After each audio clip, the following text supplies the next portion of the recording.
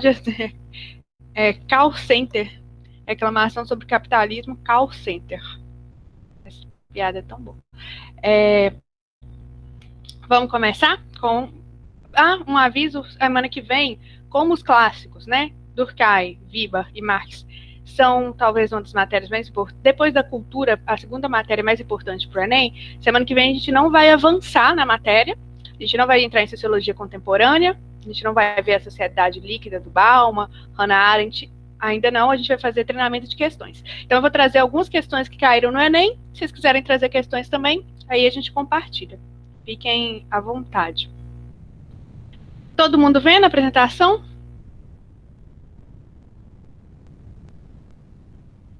Sim? Então, vamos terminar a tríade sagrada da sociologia com alguém que nem gostava muito das coisas sagradas, Marx. Karl Marx. A sociologia marxista, a gente teve lá Durkheim com um método positivista, né, uma sociologia funcionalista. A gente teve Weber com a sociologia compreensiva. Agora a gente tem Marx com a sociologia revolucionária. Eu não sei se eu fiz essa pergunta em algum momento, porque eu sempre faço. Todo mundo sabe qual a diferença de revolução para reforma?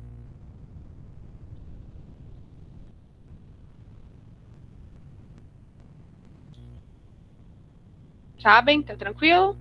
Acho que em algum momento a gente já teve essa conversa, né? Revolução derruba todos os parâmetros, reforma tem umas dissidências, mas ainda tem continuidades. Então, quando a gente fala que a gente quer uma sociologia revolucionária com Marx, a gente quer uma sociologia. Não, quem não lembrou, entendeu agora o que é reforma? Porque eu gosto de dar a ideia da reforma protestante. Por que é reforma protestante e não revolução protestante? Porque a reforma rompe com algumas coisas. Então, o protestantismo rompe com a venda de indulgências, com a ideia de que o tempo não se pode lucrar sobre o tempo, com a idolatria a imagens, mas mantém sendo cristão num Deus. Então, você faz pequenas mudanças.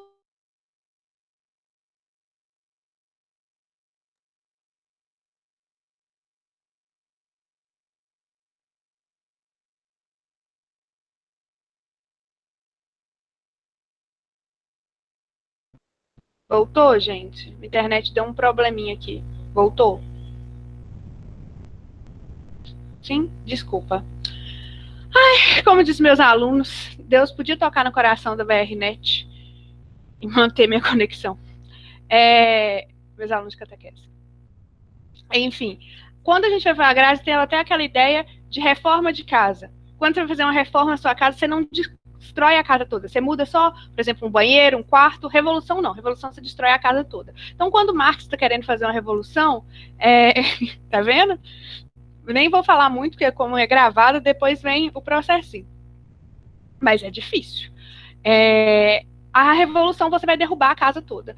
É isso que Marx quer fazer nas ciências humanas. Marx quer derrubar a forma que se faz ciências humanas e a forma que as ciências humanas interpretam a economia. A economia até então era só um dos vertentes, né?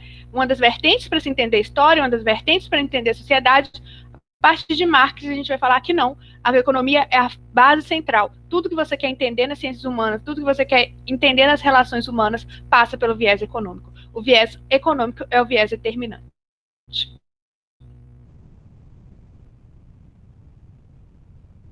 Vou passar slides agora.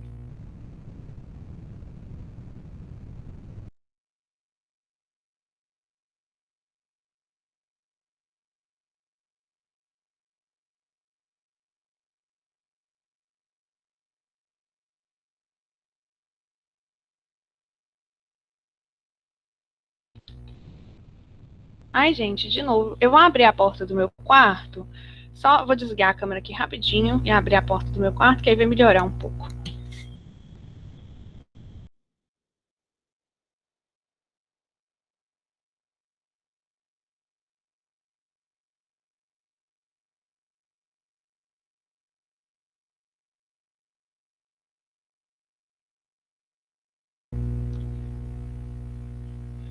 Perdão, gente. Eu acho que voltou. Agora, acho que vai melhorar, porque eu abri a porta do meu quarto, vai fazer um pouquinho de barulho. Mas, voltando ao que eu estava falando, Marx, a gente só conhece aquela foto dele barbudo, já velho.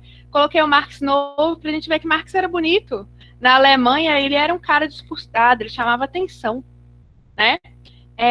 Mas o que é a sociologia em Marx? É a tendência de fazer uma sociologia revolucionária, uma sociologia que agora foca totalmente não nas relações sociais, mas no que sustenta a sociedade. E como que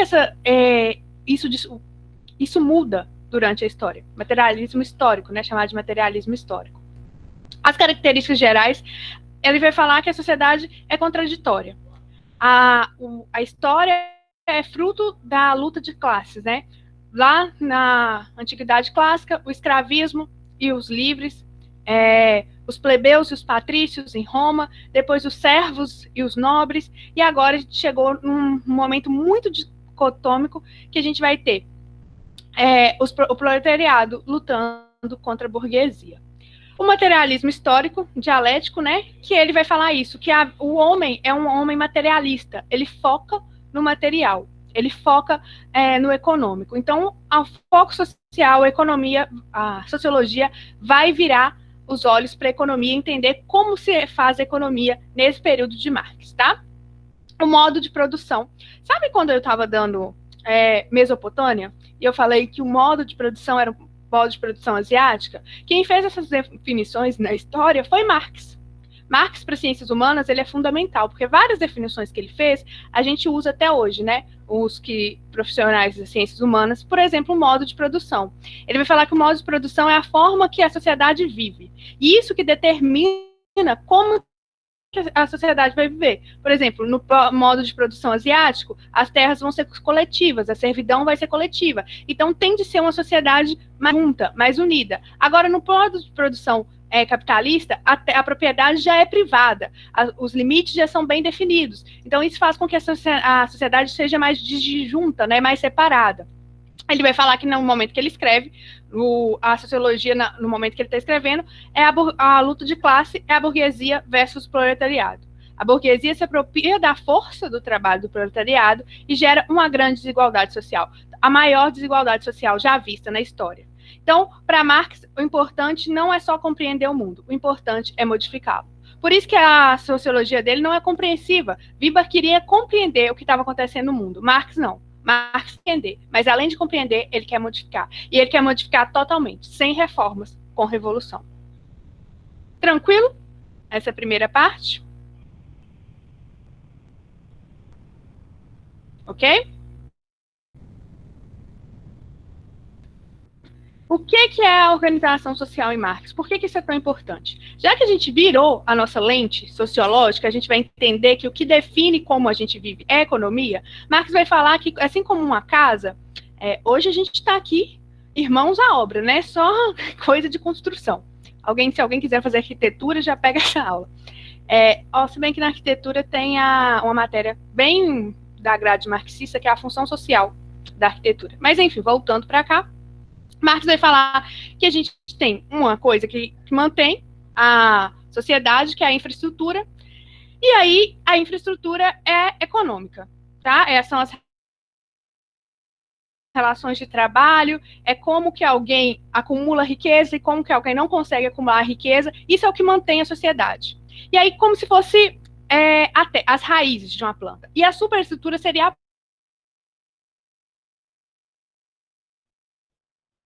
muito bonita. Você, às vezes, não corta a raiz porque você vê a planta dando flor muito bonita, e seria a superestrutura. Então, a superestrutura é o jurídico-político, né? Como que o Estado faz para que o proletariado continue proletariado e como o burguês continue burguês, e a religião. A religião tem, para Marx, tem uma coisa fundamental, porque ele vai falar que as religiões, de modo geral, fazem com que o homem não se resigne, que o homem se resigne, que o homem entenda que o lugar dele não é a terra, é o céu. Por isso o sofrimento aqui, por isso ser proletariado aqui, por isso que trabalhar aqui 16, 18 horas, tanto faz, porque o meu lugar não é aqui, o meu lugar é o céu. Então eu posso sofrer aqui, porque Jesus também sofreu. Jesus também apanhou, mas Jesus não veio pelos ricos, Jesus veio pelos pobres. Então, eu aqui estou aqui por Jesus. E isso faz com que, principalmente no cristianismo, isso faz com que as pessoas continuem no lugar onde elas estão. Então, Marx vai falar que não adianta a gente fazer reforma jurídica, que a gente não faz reforma religiosa, reforma legal. Isso tudo vai ser, tipo, o que ele vai falar. Alguns marxistas usam esse termo agora, perfumar a bosta, tá? Não gosto muito desse termo, mas seria perfumar a bosta. Tipo assim, você não tá mudando, você tá deixando a situação como tá, mas tá dando alguns direitos. O que vai mudar é quando a gente fazer uma revolução na infraestrutura, é mudar o nosso modo econômico. E aí Marx vai propor isso, a gente não vai ter mais um modo econômico capitalista, mas sim um modo econômico socialista. Tá tranquilo isso? Porque as provas gostam, o Enem hoje em dia não gosta tanto assim mais de Marx. Eu não sei porquê, I don't know, mas, que hoje eu tô bilíngue, mas, antes, se tem alguma dúvida?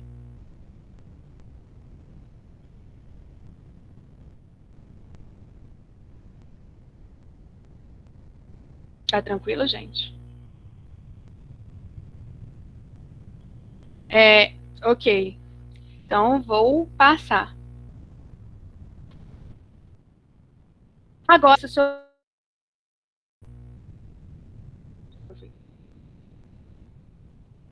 Ai, gente. Isso dá um barulho do nada. Mas, enfim. O Marx definiu um jeito de fazer sociologia e esse seria o materialismo histórico dialético. Ah, é a Siri conversando comigo. Todo dialética nas ciências humanas, a gente fala muito da dialética socrática, a gente fala da dialética platônica. Para você estar o que seria dialética? Tá?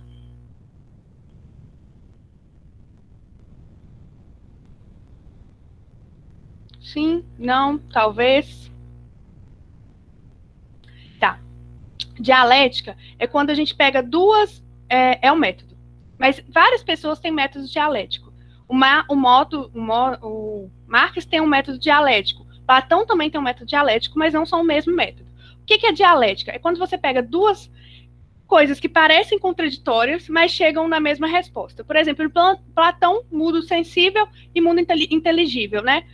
Parece que são coisas completamente diferentes, porque um mundo é de cópia e o outro é de originais. Mas quando você junta os dois, você entende o que é a humanidade. Entendeu? Então, a dialética é quando parece que você pega duas óticas diferentes para entender algo maior do que aquilo. Isso seria dialética. Tá tranquilo? A dialética de Marx é você pegar duas classes antagônicas, que é a briga dessas classes antagônicas que faz o mover da história. Ok?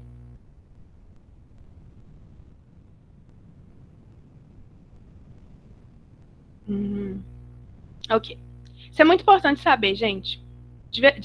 Esses conceitos próprios da ciências humanas, porque isso ajuda. Às vezes a gente lê a questão e erra, não porque a gente não sabe a matéria, mas sim porque a gente não sabe o que significa aquelas palavras, né? Principalmente filosofia, vem umas palavras tão chatinhas. Aí quando tiver assim, eu vou tentar dar uma de dicionário aqui, Aurélio, e tentar deixar mais fácil.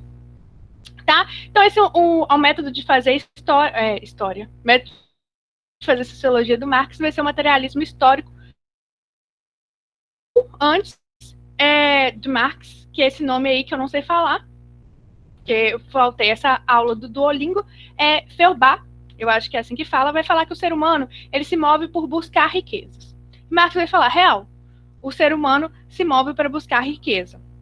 E aí, essa Hegel, que é um filósofo que quem teve aula comigo ano passado sabe que eu tenho um carinho imenso por ele, nossa, só Jesus sabe o quanto que eu gosto de Hegel, que homem complicado.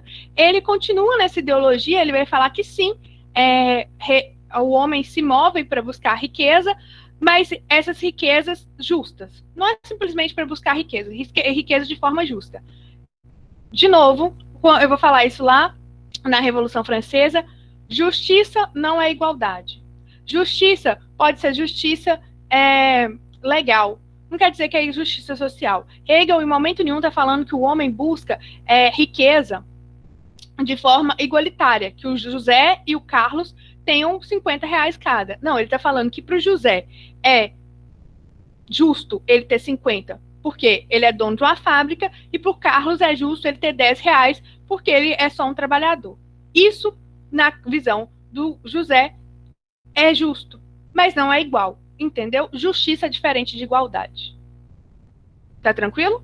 O Enem já cobrou uma questão dessa, e foi uma questão muito difícil, porque estava lá a Revolução Francesa, aí estava falando, os franceses buscavam igualdade social, eles buscavam igualdade civil. Igualdade social está muito errado, e foi uma das questões mais erradas do Enem. Tá tranquilo, gente? O que é o materialismo? Então, o materialismo é a busca por riquezas, só que por riquezas de forma justa, não igual. E aí, o que seria, então, o materialismo histórico dialético? É a junção das ideias. Você entende como a humanidade sempre buscou riqueza, de forma que duas classes antagônicas estão sempre disputando, e isso faz com que o ser humano se mova, que a história se mova. E aí, com esse mover da história, modos de trabalho são superados e outros são inventados. Por isso que Marx vai falar que uma hora a gente vai superar o capitalismo. Isso seria uma revolução, isso faria com que a forma de buscar riqueza, que até então é só justa, passaria a ser igualitária. Eu tenho uma frase do Marx aí, que não é a consciência dos homens que determina a realidade, mas é a realidade que determina a consciência dos homens. Ele vai falar que o homem é fruto do meio. O homem, ele não faz as coisas porque, isso está na consciência. Não, ele foi ensinado assim. O sistema capitalista prepara a gente para a gente ser capitalista. E isso faz com que as nossas ideias, com tudo que a gente pense, nos mantenha. Tão difícil fazer revolução. Porque a gente é condicionado. Você acha que você pensa por si mesmo, mas você pensa pelas suas vivências no meio, tá? E aí, por isso, é tão difícil fazer revolução. Essa frase também dá para usar na redação, porque o redator, né, o corretor lá, ele não vai querer saber se você é de esquerda ou de direita, até porque Marx, conceitual, você entender Marx não quer dizer que você é de esquerda ou de direita. Você concordar com Marx quer dizer que você tem uma tendência à esquerda. Mas é igual você entender Locke não quer dizer que você é de direita ou de esquerda. Você concordar com Locke quer dizer que você tem uma tendência à direita, ok? Espectros políticos é uma aula tão bonita, gente. Pena que não dá para dar no Brasil, porque é uma aula complicada. Todo mundo vai te xingar. E assim, eu já falei para vocês, meu coração é canceriano, não aguento xingamentos. Então, é a consciência do homem que determina a realidade, não é a consciência do homem. A consciência é fruto do meio. Essa vozinha que fica falando na nossa cabeça, tem que estudar, não é porque ela veio com a gente, sabe?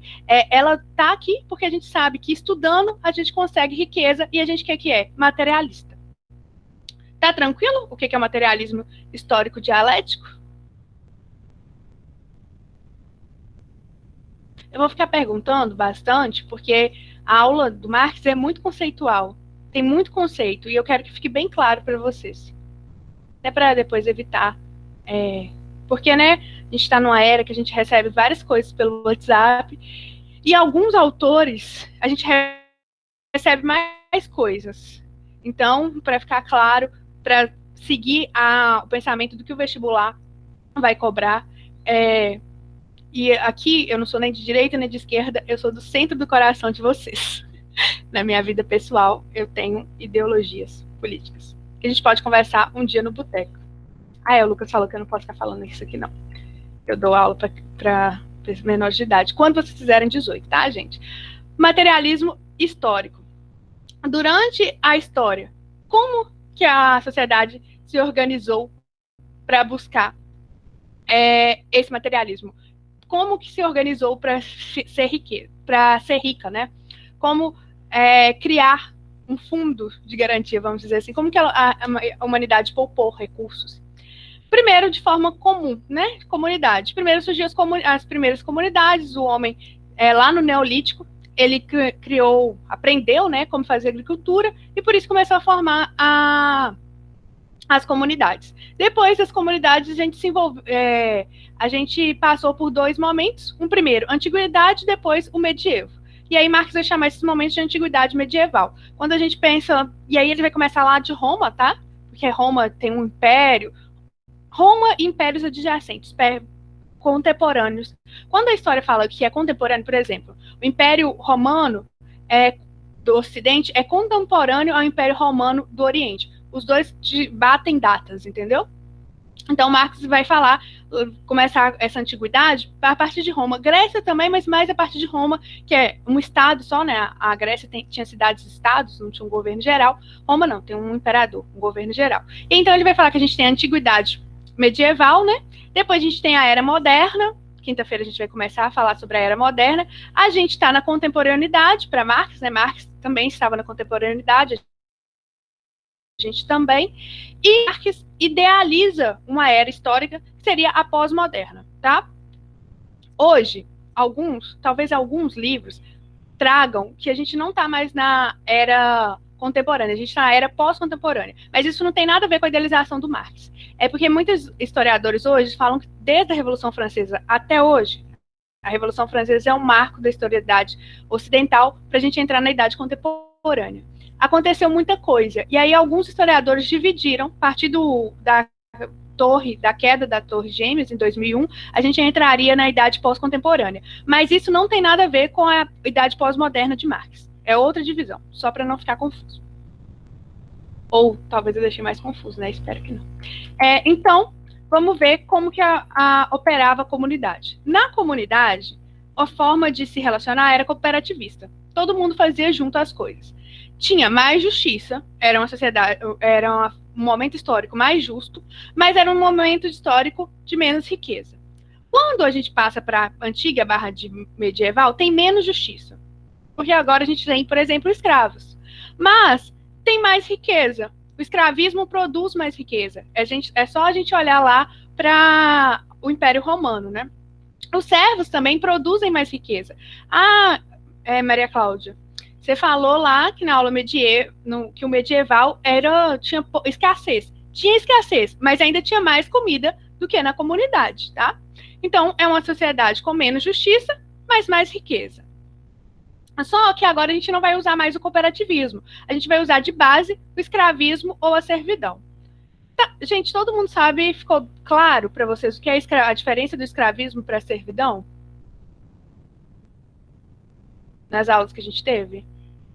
Alguém ainda tem dúvida? Não? Então vamos passar. Na sociedade moderna e contemporânea, aí que fica mais difícil. Por quê? O nosso modo de produção é capitalista, né? Então a gente vai ter muito menos justiça, mas a gente vai ter muito riqueza.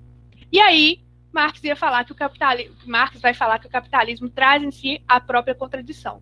Porque vai chegar um dia que o trabalhador ele vai perceber que por meio da mais-valia, a gente já vai ver a mais-valia num slide, mas mais-valia é o lucro que o patrão tem sobre o trabalho do proletariado, né? A diferença de riquezas.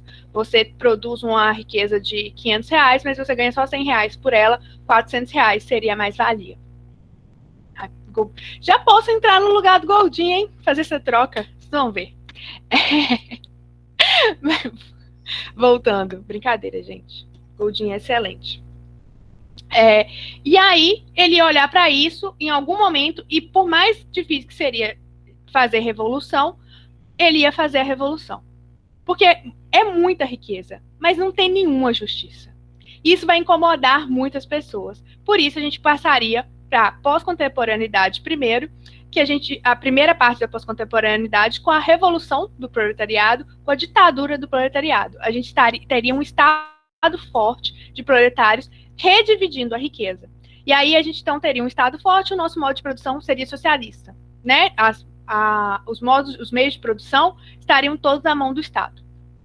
A gente teria menos justiça, mais riqueza. Tá vendo ali que a gente teria, no moderno e contemporâneo, a gente teria menos justiça e mais riqueza?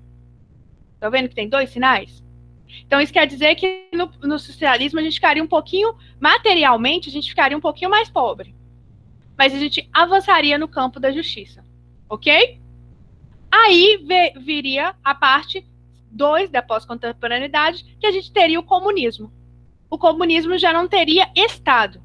A sociedade já aprendeu a viver sem um Estado, sem classes sociais. Todo mundo já é igual, então a gente não tem Estado, mas a gente mantém a riqueza, a gente tem, as fábricas vão se autogerir, as pessoas vão se autogerir, então a gente agora tem riqueza e justiça. A gente chegou num patamar de igualdade entre riqueza e justiça, tá? Nunca houve uma experiência de socialismo ou comunismo marxista. Nunca. Ah, a Rússia? Não. Ah, a Tchecoslováquia? Não. O que a gente chama nesses países, e quando eu for dar aula sobre isso eu vou falar, é socialismo real. Não é o que Marx idealizou. Por quê? Para Marx, o país que ia virar socialista era a Inglaterra. Era um país rico. Tá vendo que não tem socialismo para Marx sem passar pelo capitalismo. E a Rússia era feudal. A Rússia não era capitalista.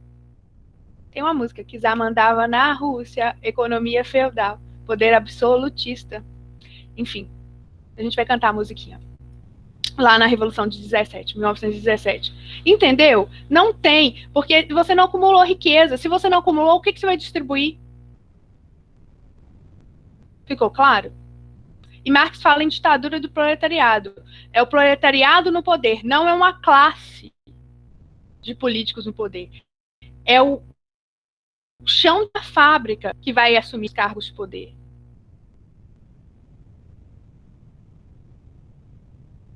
Para vocês?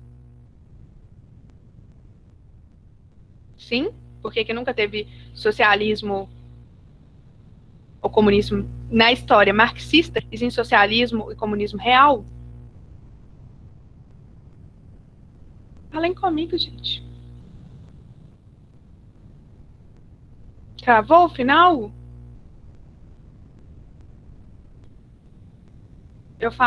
Eu perguntei se tinha ficado claro por que nunca teve socialismo marxista ou comunismo marxista, né?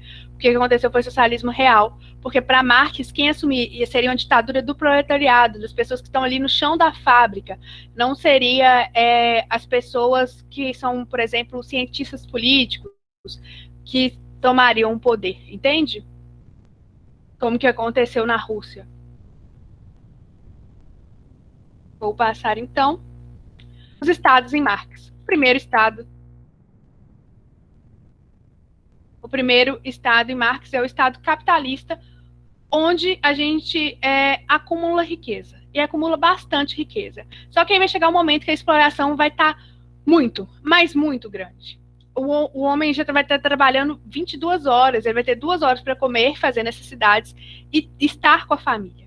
Então, a gente vai acumular muita riqueza. Vai ser a hora de distribuir, vai ser o socialismo. O proletariado, ele vai sentir que não dá para viver assim mais, que ele está sendo explorado, ele vai fazer uma revolução, vai implantar uma ditadura, distribuição de riqueza.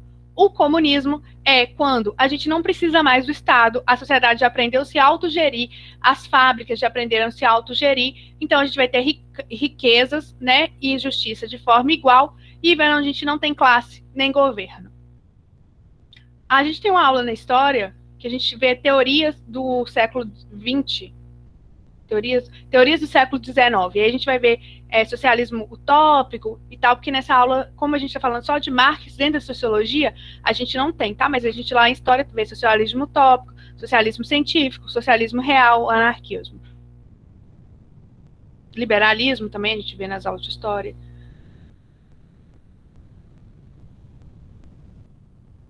Conceitos marxistas, que são muito importantes. Vou com calma aqui agora.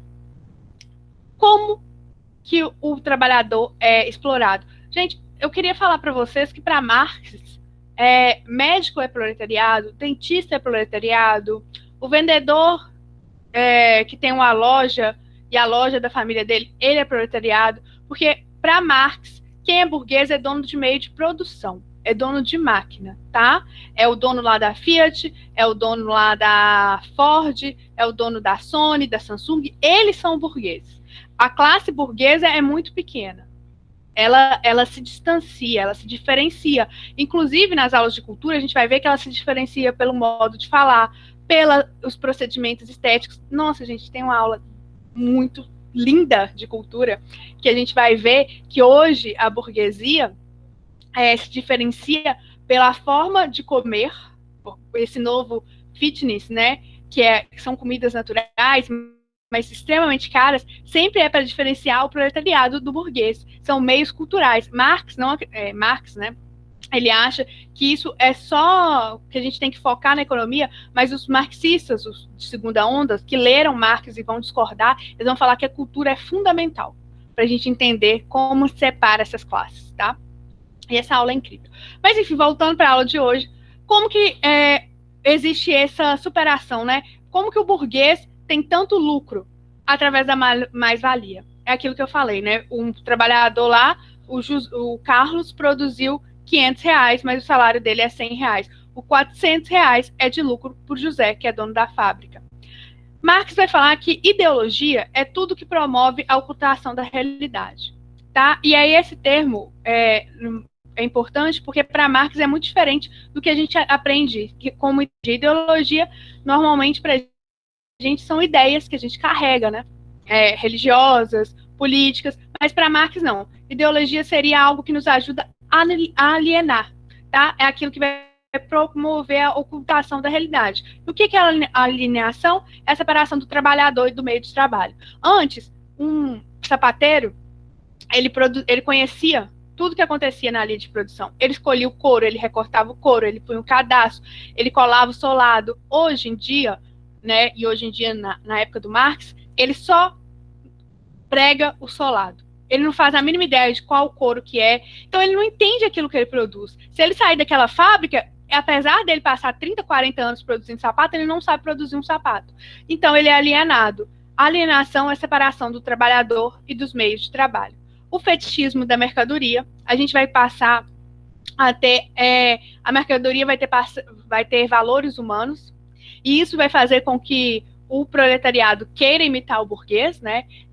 Por exemplo, hoje você tem um celular de uma determinada marca, mostra um poder, e aí, por mais que esse celular seria para a burguesia, alguns proletariados vão dar o máximo para ter esse celular, porque isso faz com que eles se sintam mais inteligentes, mais desejáveis. Entende que o celular é uma mercadoria, mas ele tem valor humano. Ele mostra inteligência, ele mostra poder, ele mostra sedução. E, ao mesmo tempo, enquanto a mercadoria passa a ter valores humanos, os seres humanos passam a ter valor de mercadoria. A reificação. Porque você não olha o ser humano quando você vai contratar se ele é bom ou ruim. Você olha se ele consegue te dar lucro. Quanto que ele consegue trabalhar? Como que esse homem trabalha? Por exemplo, não importa se ele bate na mulher dentro de casa, mas fora de casa, ele está disposto a ficar 12, 14 horas na fábrica. E aí, provavelmente, esse homem vai ser contratado. Porque você passa a ter o valor. Sim, Caio. Seria para esse fetichismo da mercadoria, mas não é nem tanto para Marx, nem é tanto para o outro te aceitar. É para você se diferenciar no meio. O ser humano vai ter uma necessidade, principalmente, como a classe burguesa é uma classe em Marx restrita, né? Ah, mas o meu pai ganha R$4.000. Ele é burguês? Não. Ah, meu pai ganha R$12.000. Ele é burguês? Não. Então, a classe burguesa em Marx, ela é muito pequena. Mas você vai ter uma necessidade de mostrar que você é um proletariado diferente. E aí, por isso, as coisas passam a ter fetiches. Você passa a ter fetiche em mercadoria, porque aquilo vai mostrar valores. Entende? Então, por exemplo, se você usa uma bolsa da Gucci, mostra que você é uma pessoa fashion. Se você usa uma bota da Prada, aquela lá que tá na moda agora, que tem... Eu tô aqui mostrando no meu pé, gente, quanto que pega meu pé. Ai, só Deus. Que tem um cinto, né, e uma pochetezinha da Prada, você mostra que você é uma pessoa descolada, antenada, entendeu? E isso vai mostrando para você, vai diferenciando você. Ah, mas a bota da Prada, eu acho que é 7.000 ou 8.000. Então, talvez uma pessoa que ganhe 12.000, ela vai conseguir comprar, mas isso não vai transformar ela em burguesa. Só que ela vai conseguir mostrar para a sociedade que ela é diferente. O status é pelo valor material. para mostrar que você, até hoje, né, gente, essa parte de Marx é muito acertada até hoje. Você bate, isso é do ser humano, você bate o olho em pessoas e você pensa como que ela se comporta, como ela come à mesa, por que os modos, né, os bons modos foram instruídos na sociedade, porque a nobreza não queria ser confundida com a burguesia, então ela falou assim, não, vocês têm dinheiro, mas a gente tem mais do que dinheiro, a gente tem bons modos. Eu vou falar isso de novo na aula de história, e aí a burguesia vai fazer um curso para ter bons modos, e aí hoje o proletariado vai fazer um curso de como andar, de como se falar, de como sentar, para mostrar que ele é diferenciado, mas o que faz diferença mesmo é a conta bancária no fim, né? Porque vai sempre ter espaços que você não vai conseguir acessar se você não for realmente um burguês. E ao contrário disso, os seres humanos passam a etiqueta, são a boa etiqueta. A etiqueta nasce na história assim, porque a nobreza não queria ser confundida com a burguesia. Fofoca história. A retificação dos seres humanos, ao mesmo tempo os seres humanos passam a ter valor de coisa, que importa quanto que ele vale para a empresa. Não importa quem ele é, mas quanto que ele vale para a empresa. E aí a gente pode ver por que Marx errou, né? O capitalismo, ele traz em si mesmo as suas contradições, mas o capitalismo, ele também se reinventa. Hoje a gente está numa era do capitalismo que a gente fala o quê? Não é mais importante do que você do lucro que você traz para a empresa, o importante é você se sentir bem aqui. O Google, o Google patrão, né? Colocando lá mesinha para o povo jogar. As empresas dando videogame, as startups dando cafés e folgas, mais do que horas trabalhadas.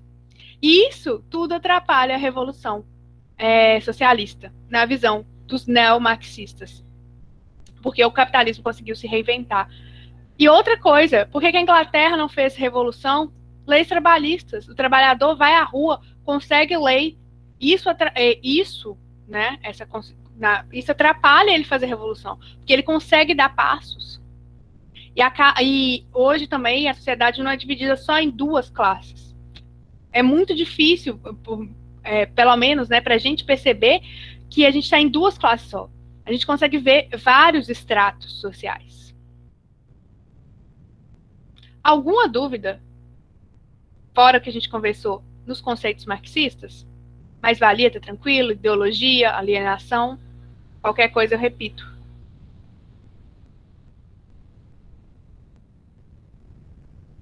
A gente ainda vai ver Marx mais. A gente vai ver Marx na filosofia, Marx na história.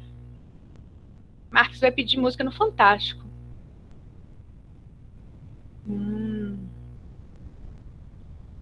As considerações finais sobre Marx.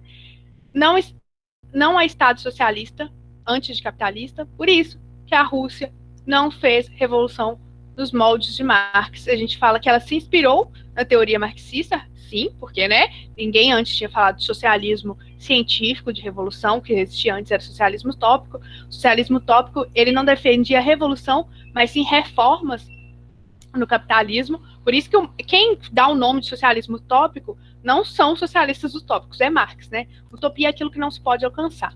Então Marx vai falar que o socialismo que veio antes dele, a ideia de socialismo que veio antes dele, é utópica. Porque não tem meios. Como, o capitalismo vai mudar, mas como? Eles não sugerem meios. Marx fala que o socialismo dele é científico, porque ele sugere meios. Então não há Estado socialista antes de capitalista. Quem era para ter feito a Revolução Socialista, na ideia de Marx, era a Inglaterra. Os meios de produção devem ser coletivizados, não são bens de consumo. Celular não é meio de produção. Computador não é meio de produção.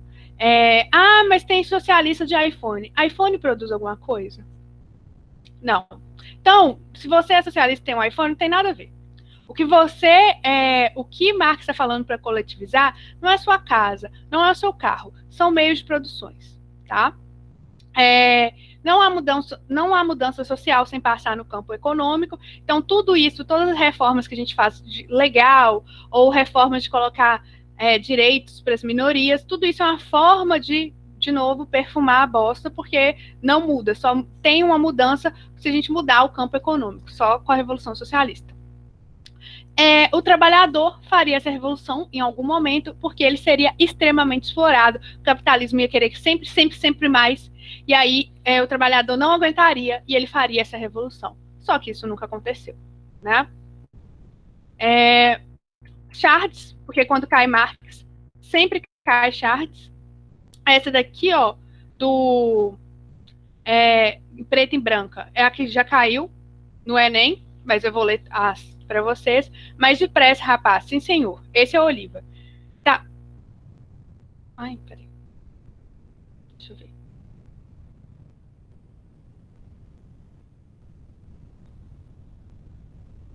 Eu acho que nunca vai ter revolução. Não nos moldes que Marx pensava. Eu acho que é improvável. Esse é o Tavares. Mas depressa, rapaz. Sim, senhor, esse é o Silva. Tavares é dono de uma empresa de parafuso. Esses são os parafusos. Quem produz parafuso é o Silva. O que é isso? Mais-valia. A alienação do trabalhador. Tavares nunca produziu um parafuso, mas ele é o dono dos meios de produção. Então, ele separou o trabalhador e a forma e os meios de trabalho. Por isso, o Silva acha que ele depende do Tavares. Mas o Tavares nem saber produzir parafuso, ele sabe. O fetichismo do material, né? O fetichismo dos produtos me leva, me compra. Isso aí, não irá se arrepender. Nós chamamos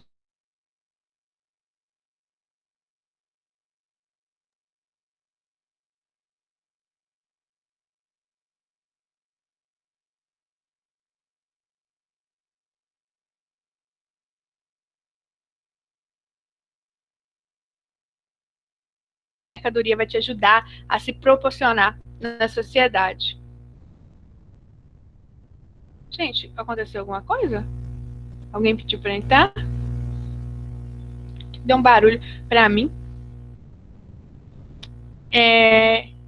Destravou? Destravou? Foi? Beleza, deu para ler a fatura do cartão de crédito? A fatura do cartão de crédito? A tirinha do cartão de crédito? Deu? Tá, então vou acabar aqui. Travou nela? Eu tô pensando nas contas, vou ler aqui de novo. Me leva, me compra, é isso aí, não se irá se arrepender. Nós chamamos, cara, olha aí, você procura o amor em coisas, não em pessoas. Confia em mim, fez um ótimo negócio, coração, já dizia Dilcinho. Gente, pagode é bom demais. É uma maldição que assola desde que eu recebi um cartão de crédito. Verdade. Eu sinto contemplada nessa tirinha, mas o que ele está querendo dizer nessa tirinha é que você busca realizações através de produtos que às vezes você não pode nem pagar, né? O cartão de crédito te dá a falsa sensação que você pode pagar, que você pode comprar aquilo, se é realizar naquele momento, mas a maioria das vezes, a maioria das pessoas nem conseguem pagar. E esse aí, que foi já que caiu em vários vestibulares, vários, lê-se dois, o que disse esse homem? Eu acho que travou de novo. Não. É alguém me pedindo para entrar. Agora sim. É o que disse esse homem que trabalhasse mais depressa. Onde vai buscar o dinheiro para lhe pagar? Venda a mercadoria. Quanto que ele paga? R$ 20 por dia. E quem faz a mercadoria? Ele. Então isso é mais-valia. Ele faz o produto que custa, por exemplo, R$ 100, mas ele vai receber R$ 20. R$ 80, quem vai receber lá é o seu Tavares, sem nem ter colocado a mão na massa. Isso é mais-valia. É o lucro que o burguês recebe pelo trabalho do proletariado. Entendido? É isto. Alguma dúvida? Para de apresentar.